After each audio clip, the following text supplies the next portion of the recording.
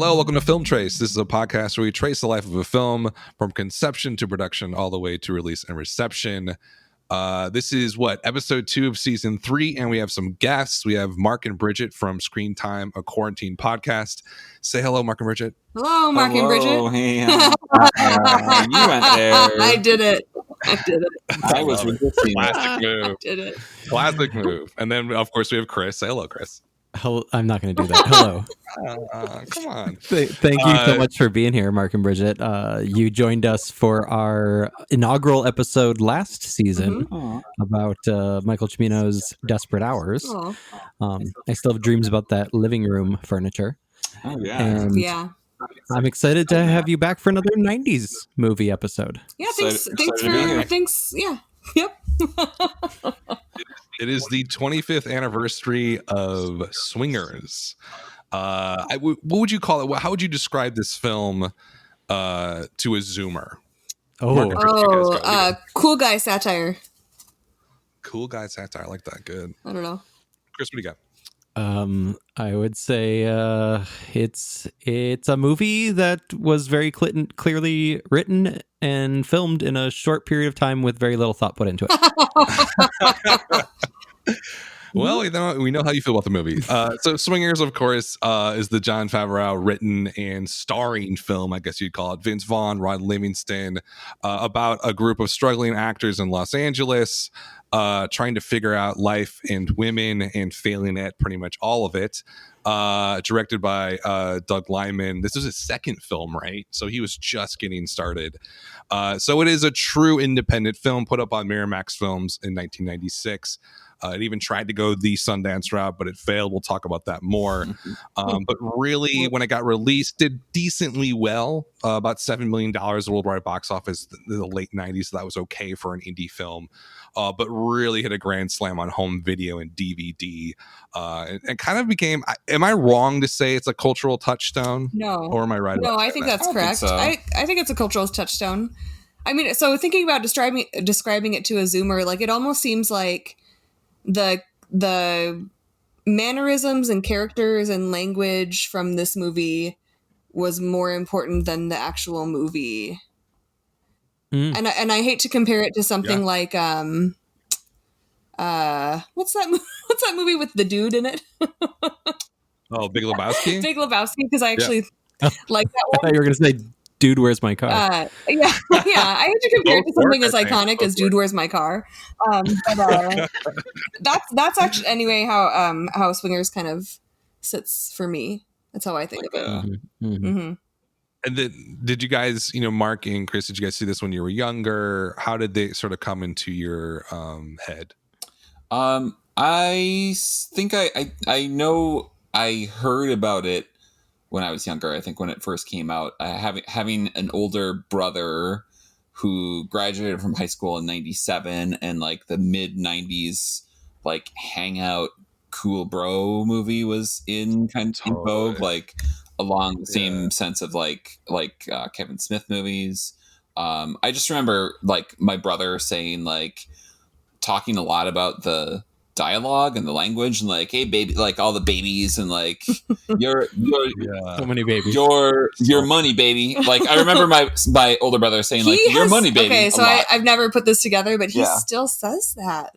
Oh, that's money. Yeah, he does. I think then I didn't actually see it until I think we were watching it like on a late night movie binge at our condo before we had kids. Bridget. Yeah, so I think we saw it for the first time together. Oh, really? Like post 2007, pre 2010. Oh, yeah. Whoa. Okay. All right. Yeah.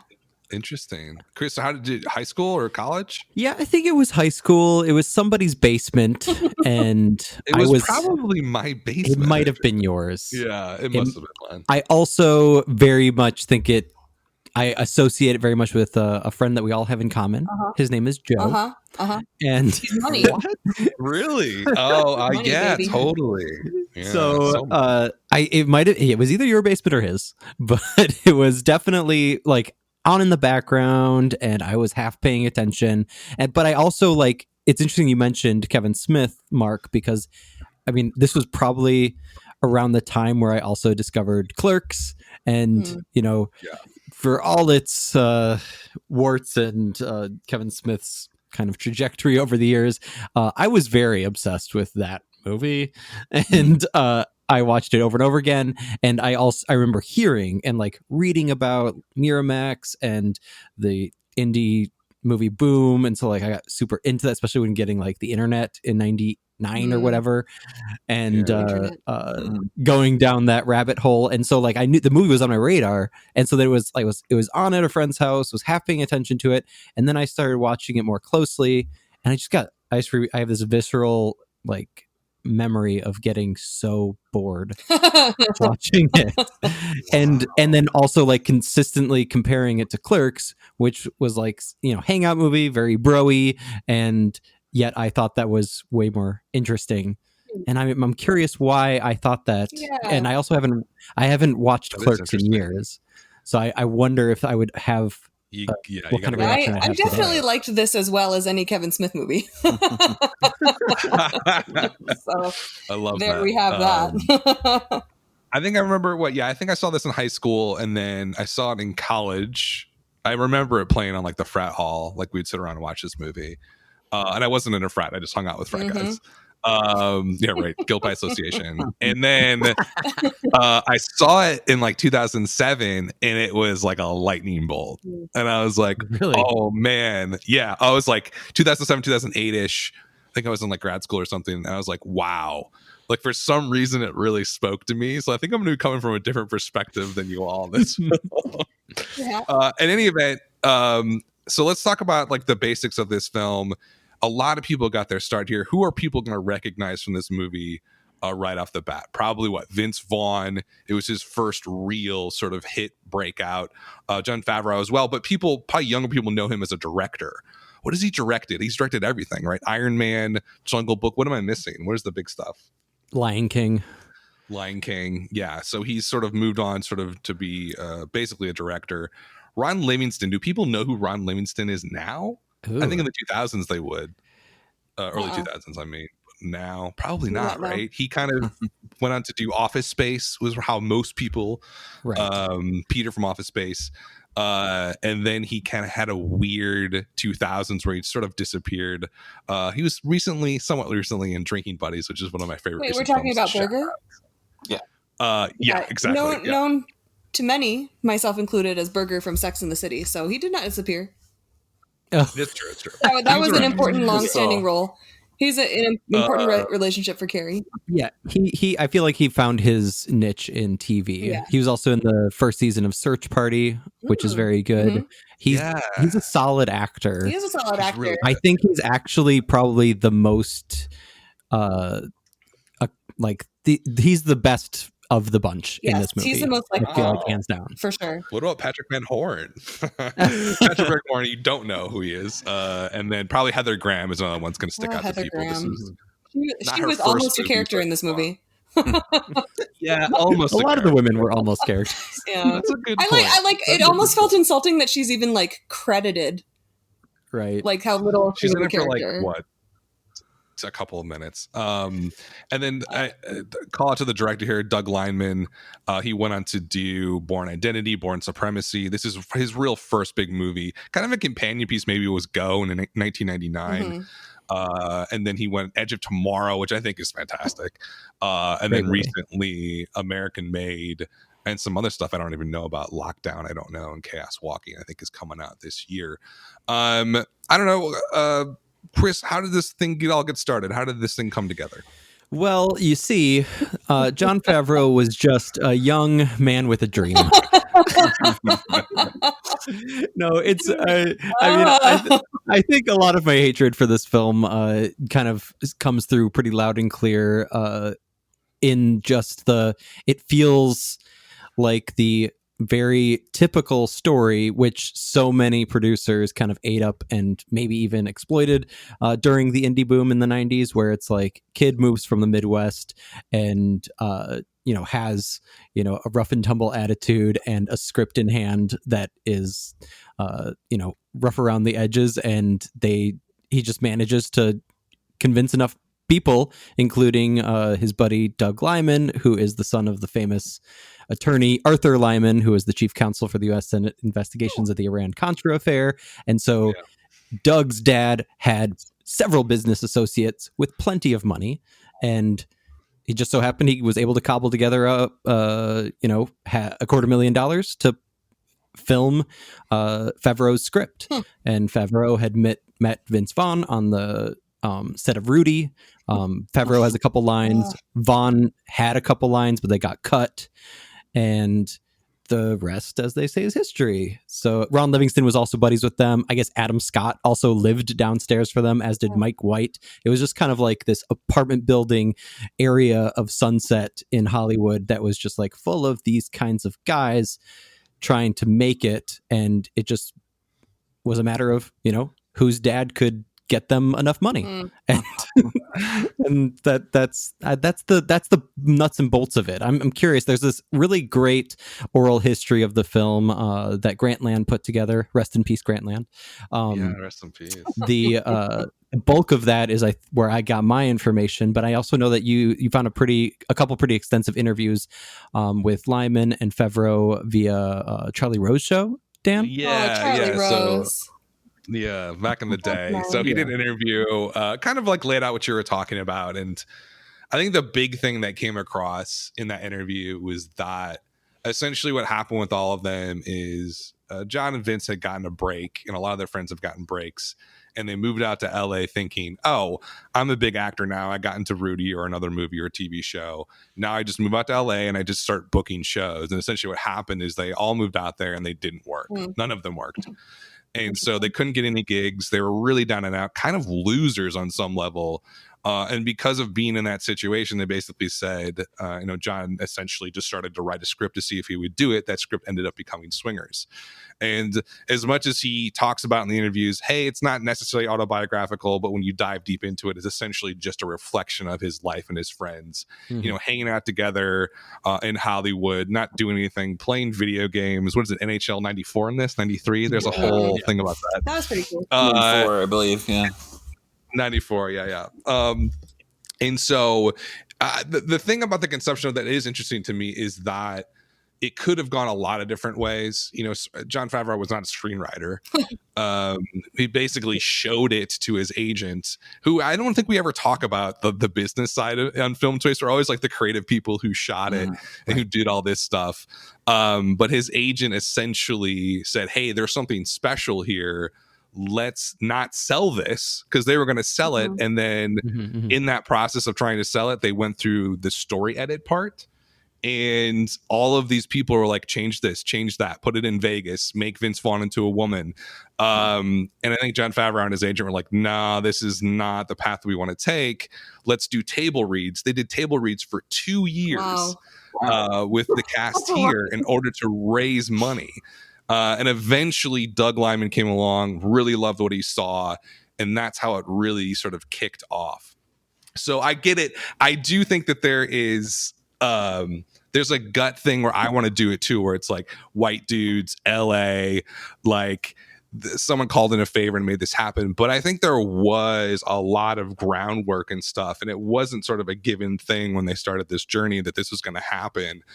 I don't know, Mark and Brigitte, sort of learning that history, do you see that on the film? Do you see that sort of ragtag sort of indie element to this? I sure don't. I mean, so I read the notes before watching it, and we watched it last night, and Chris, talking about having a visceral reaction of it being boring, I feel like that we were both doing different things while we were watching it, right? Yeah. Last night, like you were working and I was probably also working, but no, I mean, I remember not liking it. Nothing about like the concept makes me want to like it.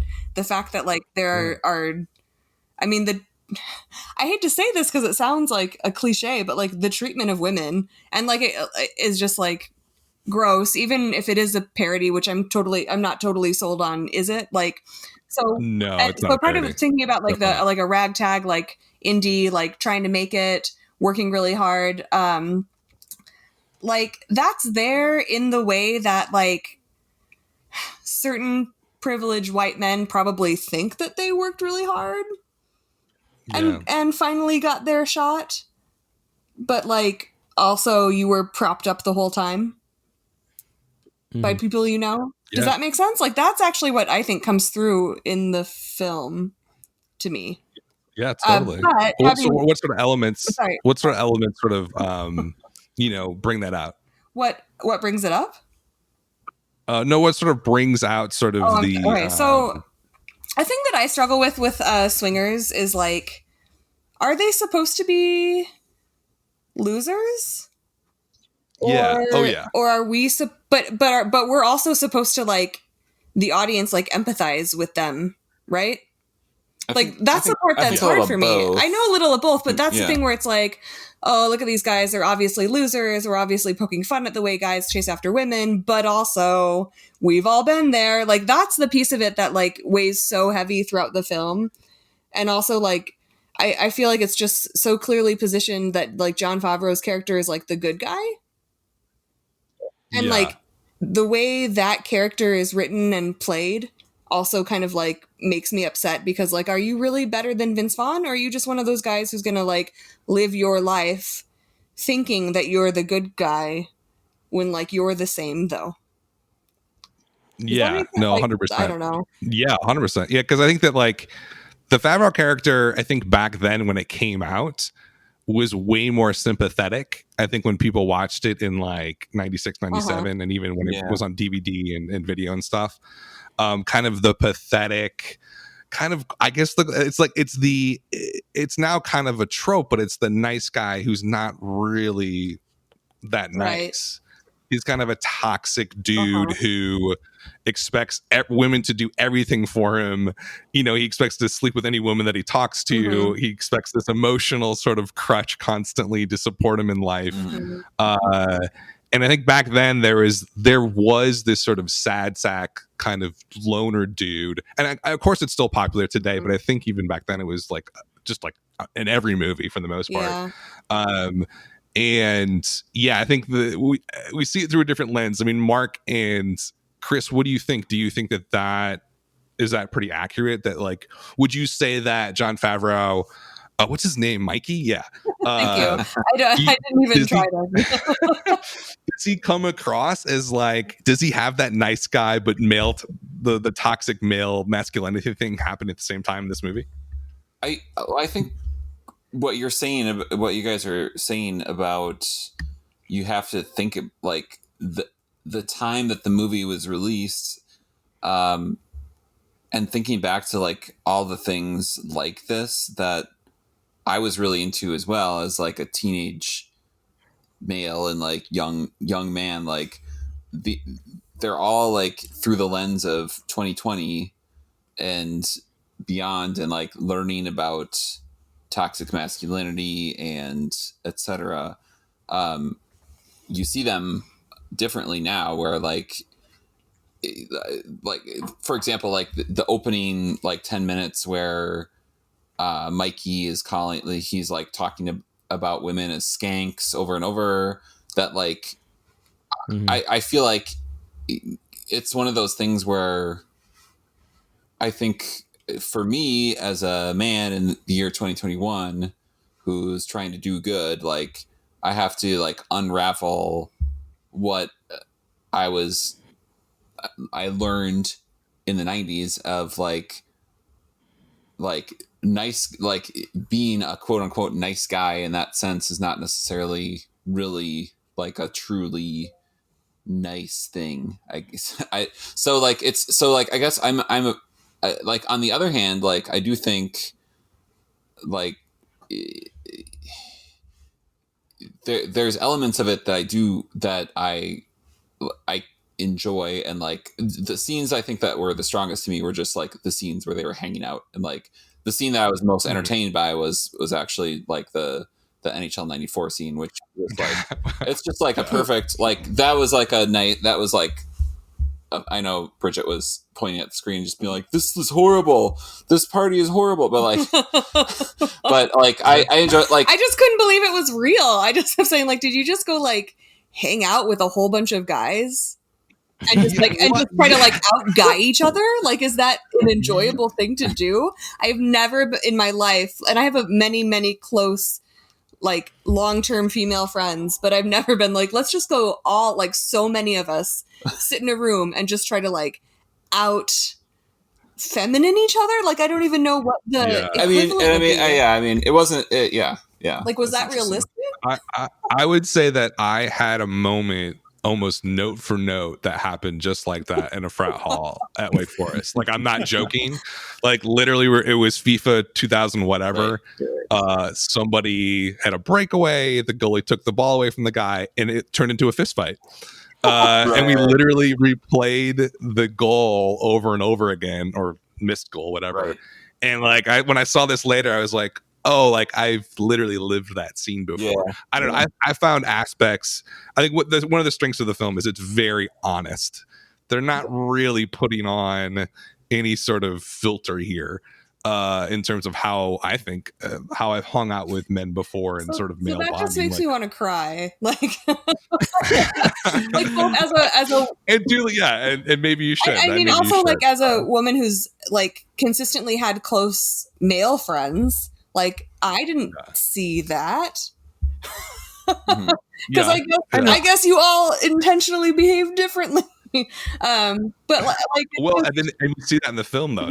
Yeah, but that's like, I don't know. I get like, it's almost like unfun just like saying it, but it's like, but women are human beings, and like the fact that like a whole generation and like, I don't know, 100 generation of men, like, but like men that I care about in my life who like were raised and grew up in the 90s, the fact that you weren't like taught that. Yeah, I mean, like through popular culture, like that makes me sad. Like for you, it made like like watching the movie, I felt like sad for Mark. Yeah, but really, like, I mean, and like, no, it's like grateful that like my son gets to grow up in a different time, I guess. Yes. Yeah, like. I don't know. I do want to point out that I feel like one of the issues that came up with me this time, after so many years removed from the film, rewatching it, was how it attempts to have its cake and eat its too with regards to masculinity, and how, I mean, most egregiously, every interaction with women, or when the guy characters are speaking of the women, like pre and post encounter or whatever, you know, it's all the horrible stereotype that has permeated kind of bar culture for years, and any representation of bar culture in the media of, you know, hunting as it's a form of sport. And I mean, I don't know, maybe the video game aspect, even though I don't play video games, but I definitely been lots of basements where guys played video games.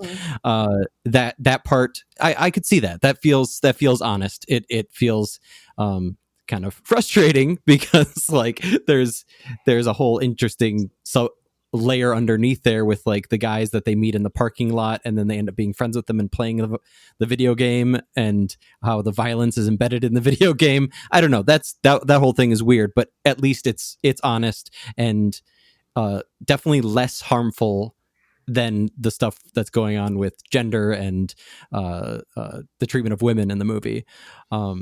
And so what's frustrating to me, I guess, is that I, as a guy, have never, I mean, I've definitely, yes, admittedly talked crudely about women, but never about like when I'm actually like trying to be romantic with somebody, or like trying to date a woman, you know, and or like trying to flirt with or hit on a girl or anything like that. Like none of that felt honest to me at all. That all felt like very much like putting on a show, Vince Vaughn as the like ultimate wingman kind of thing. And especially with how the movie wraps up and the narrative of Mikey quote unquote getting the girl at the end and throwing his ex-girlfriend away in such like crude fashion, and yet we're still supposed to like love these guys. So at the end of it, I had a little bit of a different take on the ending, and I've been trashing the film pretty hard up to this point, but I actually like I didn't necessarily read the reaction to finally getting a call from his ex-girlfriend and then not wanting to call her back as throwing her away. I don't love the way like Heather Graham was like not a character at all, but like I do like so what you're talking about, Chris, though, like hitting on women in that super aggressive way and then talking about the woman that you're hoping to hook up with your friends in that gross way, like I would venture to say like most of the men I'm close to never did that part, but there's still the like talking gross about women in a more general sense, especially when you're like a middle schooler and like high schooler. But like I mean, I had brothers, but but the fact that like when he does just like find Heather Graham and he just like is sitting and kind of chatting with her, and that he's like talking about his girlfriend and she's sharing about her boyfriend, but it seems like he's actually like listening. Like I do think it's like a way underdeveloped, like her character. But like so I saw the end as like him like kind of making the choice not just to like, not necessarily that he got the girl, because they get like one date, right? We don't know that they're going to end up together, but him kind of making the choice to like move on with his life away from his friends, like these specific, and like specifically away from like Vince Vaughn, like so. But the movie ends with them in the diner together, right? But you don't read that scene as like they're kind of like going in different directions. Like Vince Vaughn is like it's clumsily done, but like he like thinks like another woman is hitting on him. Like he's not with anybody. Like he kind of makes the fool of himself, and like I don't know. Jon Favreau just seems like he's not like excited talking about like, and I'm gonna nail this new chick. And I'm a little more. I guess he's a little more romantically, a little more sensitive about this potential new relationship. Yeah, like I don't see it as him like going in trying to like just hook up with someone. It's like genuinely like, now I'm gonna try to make my life out here. And the like, I mean, throwing his ex-girlfriend away, like he should be done with that. That was like that whole like sad sack like 6 month, like the way I read that is the like, get over it, dude. Like she's not into you. Like leave her alone. Right. But also he left her. Well, which is a whole part of the story that's completely underdeveloped. Yeah, too. That's so unclear throughout the movie, because like he seems to be like wanting her back, right? But then it was the Jack Berger, Office Space, who says like, "But you left her, right?" Right. And yeah, that was a highlight of the movie for me. That scene. He is like the best character in this movie for sure. He seems like, but it also seems like Jon Favreau is kind of like making these decisions about like what guys does he want in his life. You know what I mean? And there's like the Vince Vaughn character, and there's like the super violent, toxic, masculine characters, and then there's like the Jack Berger, who just seems like, I don't know, I'm trying to remember, does he do anything disgusting in the movie? He seems just like a regular friend, right? Right. I mean, so he's the new guy. He just moved out, right? there, But he's so solid normie representation, life, right? Yeah. No, I mean, again, I didn't like the movie, but I actually didn't hate the ending. That's a fair read of the final scene, and I totally just did not get that vibe at all. But I mean, I did think the whole like ending with that comedy of errors with the mom with the baby was kind of out of left field. There's in one of the interviews, it's revealed that they originally tested the movie without that final scene, with him just with Jon Favreau ending with the phone call.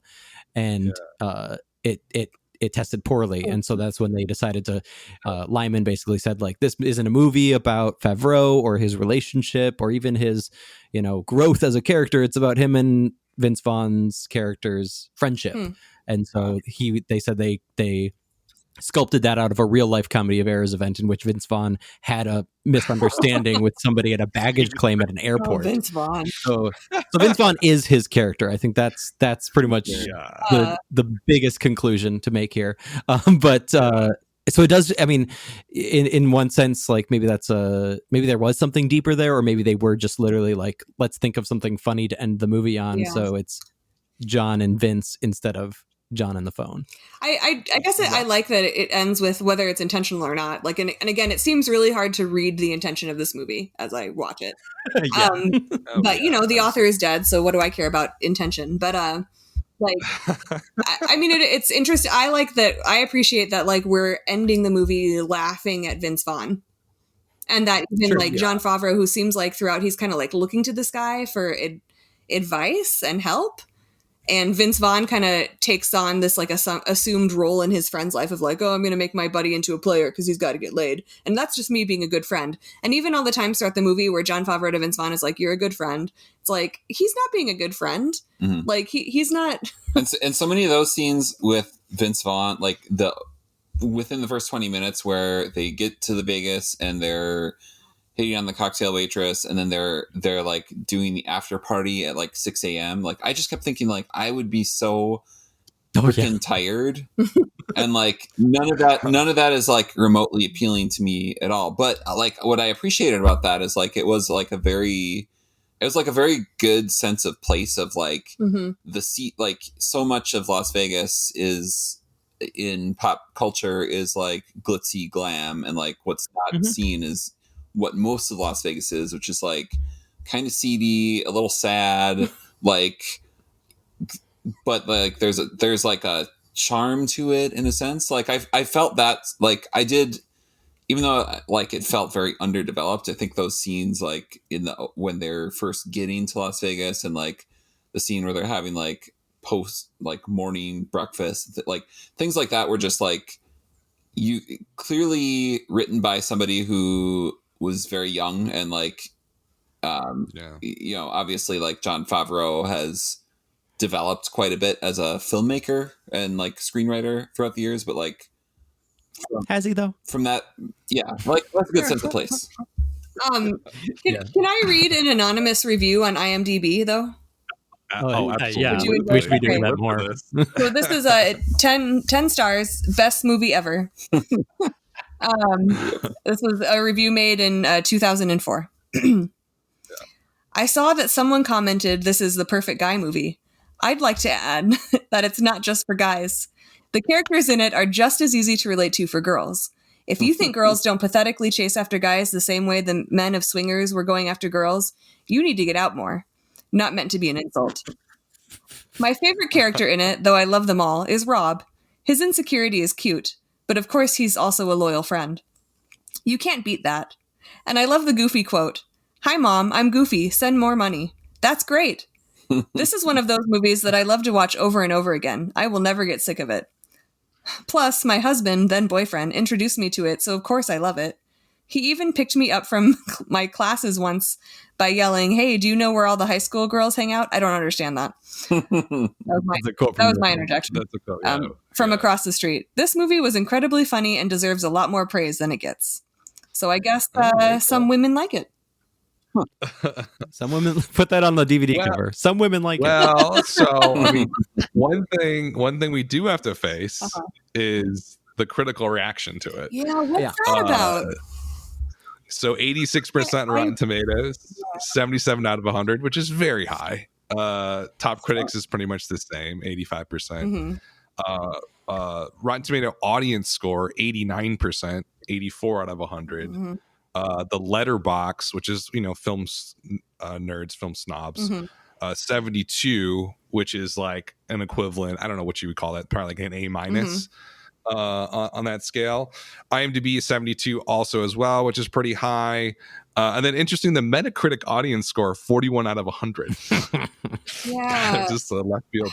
But how do we reconcile all of the problems that we're having with the film with the reaction that it had at the time of its release, which was pretty close to like a lot of praise, and then also sort of this audience that Letterboxd is now, Rotten Tomatoes is now, so like we have a lot of positive feelings toward it.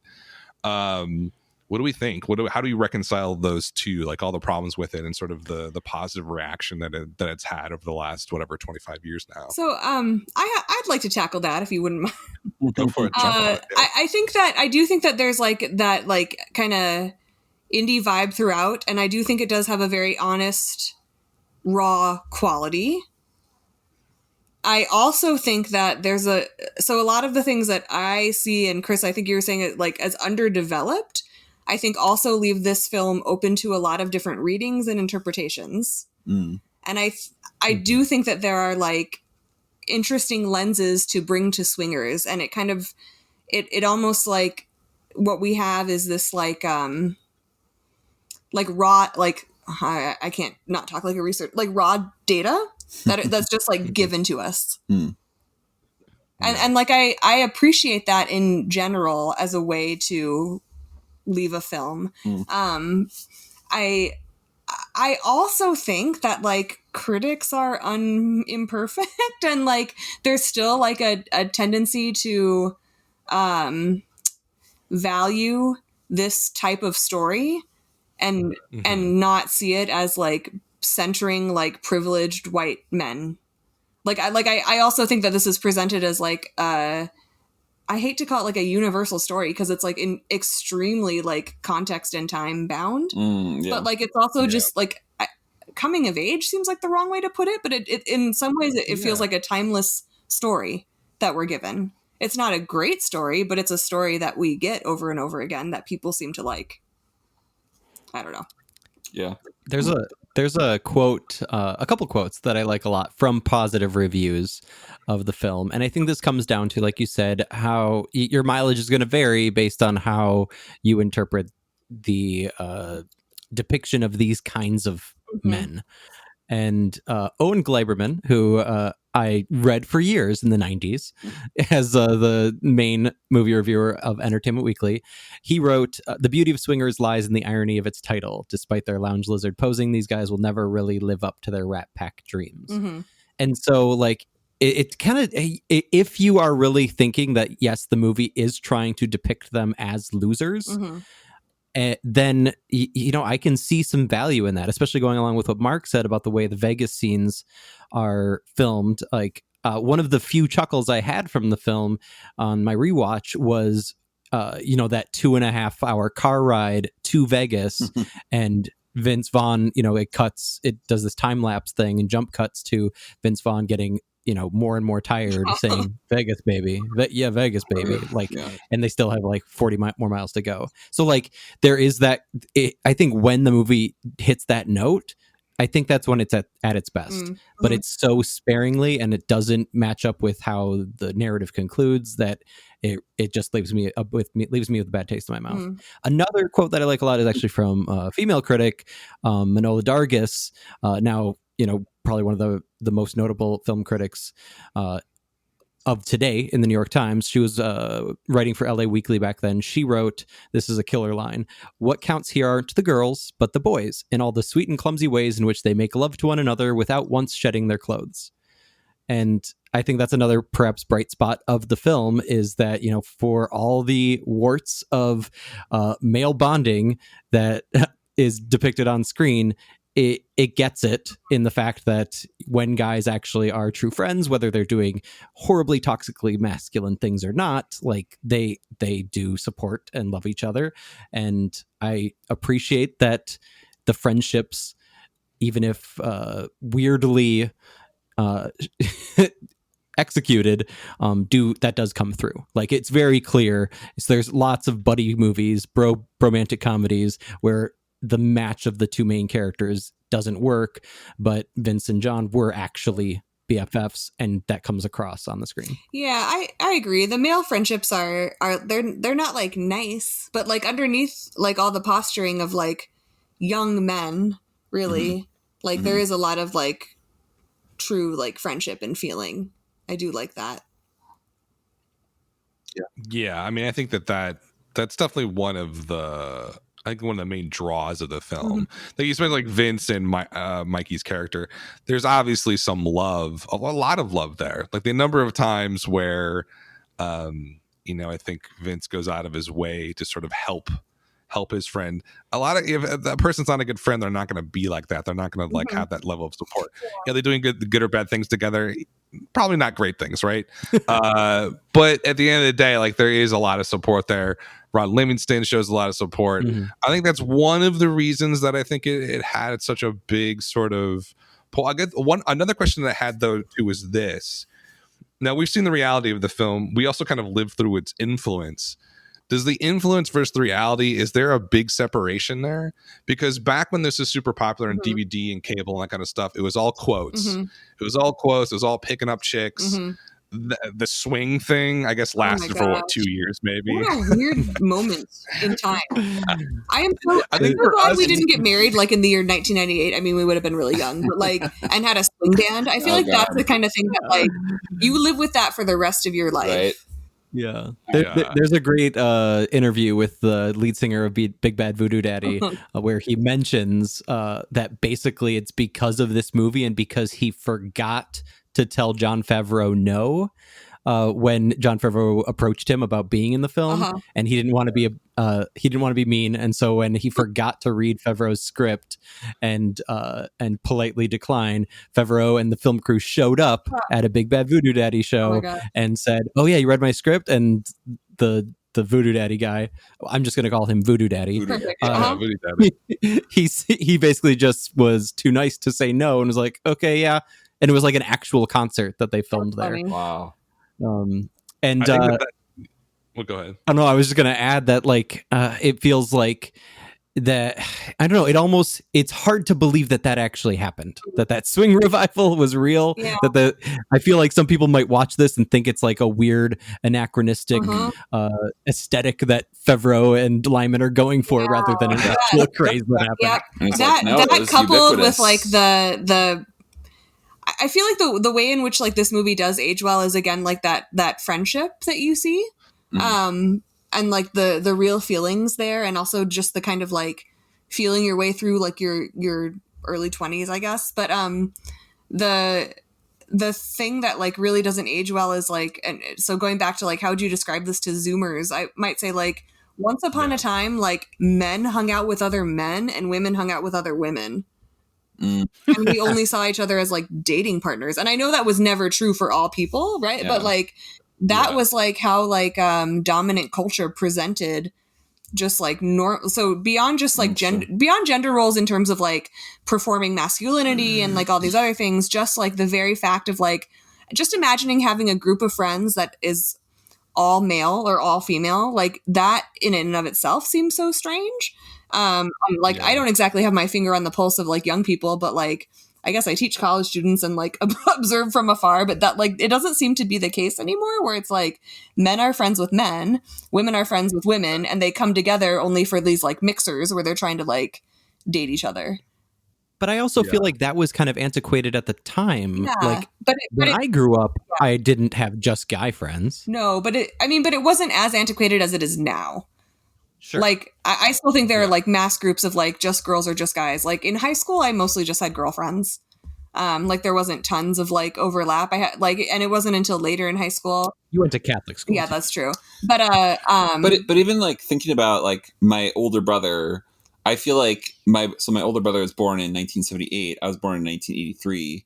But like there's something, and I don't know if it's the internet that helps like break these barriers down, but like I don't remember him having any female friends at all.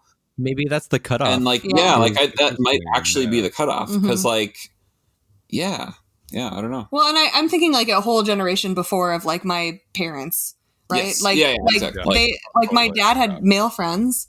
Right. And my mom had girlfriends, and like now that they're adults, they have like friends that cross gender. But I don't know. Thinking of like as opposed to like my kids who are very young, obviously, and like pre-adolescent and all that kind of stuff. But like they don't seem to gender segregate themselves at all that I've observed, right? No, but yeah, so that might have been the cutoff, but it's interesting, like, and again, I don't want to like read this in as intentional, but if you want to make like an interesting critical read of the film, it's like pairing that, like this, like the last gasp of this kind of like performative, like gender of like dominant culture aligned with like this weird moment in time where swing music is coming back and like people are dancing and like dressing totally in this way. Like, it's just like this, like, what is it, regression? Like what is it that these folks are like holding on to? And it kind of reminds me of like the Mad Men phase that happened when we were young 100%. Adults, and like that did happen, didn't it? And like no hate on Mad Men, but it also feels like were the fans of Swingers, did they really like it because of like the nuance or the parody of like these guys are kind of losers, just like the fashion fads that came back with Mad Men, and like I want to like wear a skinny tie and drink whiskey and like treat women like crap. Like Like, but did you watch the show though? Like that's kind of I don't know. There's something there that kind of Well, that kind of reminds me. I can't remember when we brought this up before. Maybe it was even last episode of sort of like, and I was bringing like Wolf of Wall Street or Wall Street, where it's like a movie that is severely critical of a lifestyle, but then when people see it, and that's what I'm talking about, sort of the reality versus its influence.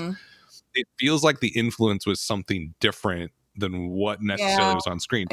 I think I'm seeing a little bit different than you guys. I think there's a lot more irony here and sort of self criticism going on. Maybe not a ton, but there is some. And the influence of it, I just remember being on that frat hall watching this all the time, and there was this sort of like you watched Wall Street and you want to go and make a lot of money, and there was this sort of this sort of like it would pump this movie would pump people up, like people we would watch this and you'd go out to a frat party. That's what people would do. So there's definitely that element there. Well, where I think the friendship stuff was not even part of that at all. Like people didn't even see that. It was just the going out, the drinking, the dancing, the sort of lingo that people really sort of dove into. It's like how people have like Great Gatsby themed weddings. It's like, but not really. Like, yeah, exactly. I'm gonna have a Sound and the Fury wedding. It's a totally immersive Great Gatsby party, and it's so fun because on the way there, you hit someone with your car. And then the lover of that person then kills you later in a song. Later. You don't know. That's the end. Spoiler alert for Great Gatsby. Yes. Whatever. There's a limit on spoiler alerts, right? Yeah, exactly. I don't know what. It's not that old. 2013. Baz Luhrmann made it. Oh man. What do we think? To close it out, what do we think is aged the best and worst? Oh, okay. I will go first. I'll go first. I want to put him on the spot. I'll say what is aged best is sort of the time capsule of this. Like if you wanted to know what it was like to be in LA, be that age, be kind of a bro, right? In this exact moment, I think this basically perfectly captures that. And a lot of that is from the indie style and how they got it made. And sort of that. So I think that's an interesting part of this film and why I think it's worth seeing. The thing that I think ages the worst is that scene where Vince Vaughn talks about going after a woman like she's a defenseless bunny and you're a big bear. Yeah. Which is kind of like an iconic scene. That's where really the sort of male toxicity or toxic male culture is really just like in your face. You're like, oh, sex is violent. Like it's just like, what are you talking about? I just want to point out that there are a lot of women who really like to be hunted like bunnies. I'm kidding. What do you guys like? What's thing ages the best worst? I'll go next. So our guests can have the final word on this. Delightful. 96 25th anniversary, by the way. This is I do think, kind of looking back, I wouldn't have put it in this category, but there are some good writers out there. Sarah Stewart did kind of a nice timeline of romantic comedies, and I think that even though I perhaps 5 years ago wouldn't have placed this in that canon, it does make sense that Swingers is ultimately, depending on your read of it, a bromantic comedy. And, you know, going all the way back, like Favreau and Lyman even name drop The Odd Couple a lot in their interviews during the press circuit for this movie. And so it makes sense. Like that's the original like American romantic comedy, along with Butch Cassidy and Sundance Kid. And it seems like that's got like the male posturing in it. So it's kind of like these two elements combined, and you really didn't have a lot of that style. Like that was late 60s. And then it kind of disappeared. It came up a little bit with Barry Levinson's Diner in 1982, and then maybe a little bit more here and there, depending on how you look at Bill and Ted, Weekend at Bernie's in the late 80s. But then like mid 90s, like Clerks, Noah Baumbach's Kicking and Screaming, Wes Anderson's Bottle Rocket, and now Swingers. Like it seems like that's in full force. And then it kind of made this big leap from independent device to mainstream device, because you have Do Where Was My Car, Harold Kumar, And then obviously the big Judd Apatow universe, which broke the whole thing wide open. So I think that's probably the element that ages the best. The element that ages the worst was the line where they're pulled off to the side of the road and Jon Favreau says a homophobic slur in reference to a woman dressed like Judy Garland. Mm-hmm. Did you guys catch that? Yes. Yeah, I did catch it. I don't understand. It doesn't make any sense, and it's homophobic. Well, yeah, I didn't get what he was trying to get Judy at. Garland is often positioned as a gay icon. Okay, there you go. Specifically Dorothy. Like, I mean, there's a whole history of that, but like, yeah, it was dumb. Weird. It was dumb and weird. That's my answer. Mm-hmm. So what do you guys got? So Chris, hearing you mention the Seth Rogen stuff. Mm. Like, yeah. Oh, there are still these toxic bro movies that get made. Oh yeah, they're still here. They're still here. Oh, knocked up. Anyway, that was on, by the way, airing in the hospital, like on the TV in my room when I was in labor. Like because it was like a 4,000-hour labor and the TV had just been left on by me, and like I remember like watching the scene in like knocked up. Really well, I was just finally like, turn it off. So I agree with everything you said, Chris, about what ages well. But the other, just like to pick a moment that I still think is funny that I actually laughed out loud at is when Jon Favreau, Mickey, is it? When he's Mikey. When he's leaving all those messages on that woman's answering machine, and then she like finally picks up, like that's funny. I don't know. I feel like that's the kind of joke that like that's still funny. Well, that's like the cringe humor. Yes. But like The Office popular. I laughed. I don't know. I thought I thought that was funny and cringe humor, but also like specifically like for this person and like where he's at. Like, and I actually thought it was one of the times in the movie where a woman had some like had some agency. Just like, don't ever call me. And then the running joke of like when that comes back when they're like, oh, it's been 2 days. Why don't you call what's her name? Like I don't know. But I hear what you're saying about the thing that ages the best is the time capsule-y stuff of it, because it is this little time capsule, but it also seems like that's the stuff that ages the worst. If you want to talk about like this movie being relatable, or I'm trying to imagine like showing this movie to like a 15-year-old right now. Like there was a time in American like mainstream pop culture where this is what we wanted to do. So like that piece of it is really weird. And like the gay slurs, the scene that I hated actually the most was when they're playing the hockey game and the delivery guy is there. And they're like saying like just disgusting like racist things, and Jon Favreau, he kind of gives the guy like a I'm sorry look, but that's a moment, that's again where it's like, are you a good guy? Like tell your friends to shut the fuck up, right? Like like do something there. But that moment is just like, that makes me like, I think that ages really poorly. I don't know exactly what they're trying to show with that scene, but I don't like that one. So nope. All right. Yeah. Mark, what do you got? I think what doesn't age well in general are some of the pop cultural types of things. I think like the Cherry Poppin' Daddies scene, just like it made me feel. Hey! It's Big Bad Voodoo Daddy. Sorry, I'm sorry. Yeah. You're right. Like, is it the Mighty Mighty Boss? No, Mighty Mighty Boss really good.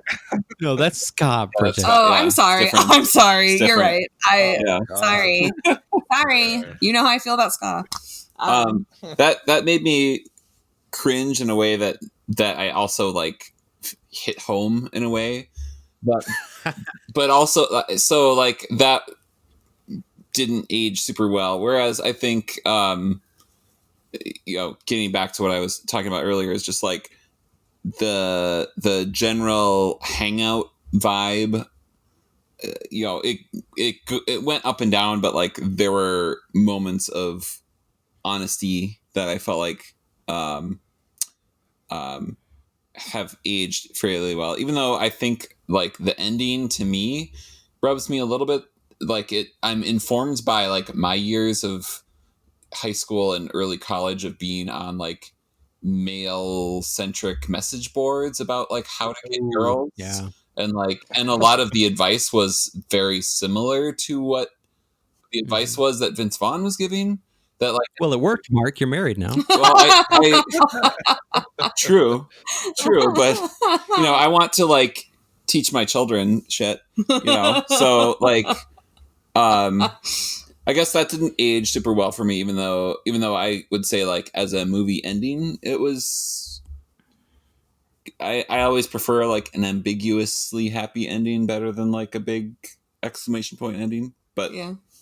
Anyway, your money, baby. I'm money, baby. Mark. So yeah, if you want to take a date, he said, "You want to come watch Swingers?"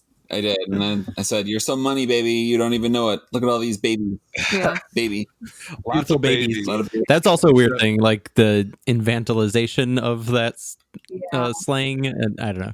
Yeah. Anyways, it's on HBO Max. It's been 25 years. I don't recommend it, but maybe you would have some fun with it.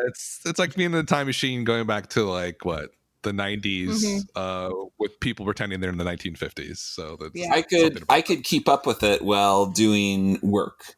And that's a great work movie. Great work movie. Yeah. Great work movie. Some slurs. Yeah. Mark and Brigitte, plug your podcast for us. Give us a little plug. All right. Well, we are in the 14th season. Just kidding. We don't even do seasons. We're so disorganized. It's called Screen Time. We podcast about what we are watching, and it's much less organized than this. We kind of just give our takes and reviews on what we are binge watching or really enjoying during this quarantine. And it came about because we realize that we are giving our kids way more screen time than usual. So it's set up as a family podcast. The first half, we talk about what our kids are enjoying, ages 7 and 5, and try really hard to coach them through saying anything useful or reflective. And then the second half, Mark and I talk about what the grown-ups are watching. So TV, movies, etc. You have a cool guest on the latest episode, Honeydew. I recommend. Yeah. So, yep. Coco, our 5-year-old's doll, which is a whole. She has all these dolls, and like the dolls don't know they're dolls, and it's like an inside joke, and like so she'll say like, "Well, my dolls," and then in the doll voice, but we're not dolls, we're your children, and like the dolls. Oh, it's just horrible. I think you guys have hit a stride. You have your own screen time cinematic universe now. but yeah, give it a listen. Mm-hmm. Awesome. Thanks for joining us. And Chris, what's coming up next week on episode, what is it, 3? Yeah, I had some trouble, Dan, finding a movie for next week. We're going back to something new, and I ultimately, I think I might regret this, but there's a new movie coming out on HBO Max next Friday that is being released simultaneously in theaters as well as on the streaming service. It is called The Little Things, starring Denzel Washington, Jared Leto, and Rami Malek. Yeah.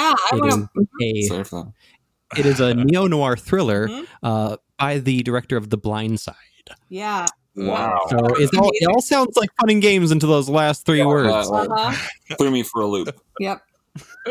It should be a good deep dive. Thanks for listening. This has been Film Trace.